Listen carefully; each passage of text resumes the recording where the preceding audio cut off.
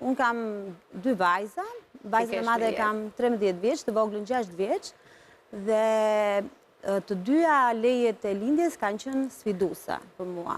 Në periudhën kur kam qenë shtatzan me vajzën e madhe, kam punuar në një kompani private dhe në momentin që mora lejen e lindjes, e dija që e kisha pa të drejtë rikthimi.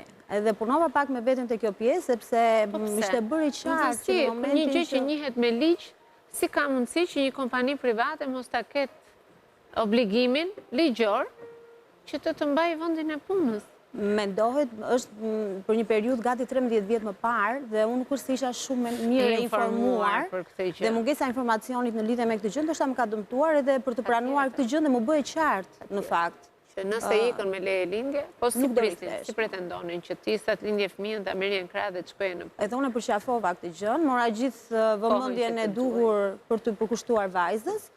Dhe vërtet që ka shumë sfiduese, sepse është ndryshim shumë i madh fizik, emocional, psikologjik, dhe ndërkohë që të kthehet edhe në një sfidë profesionale.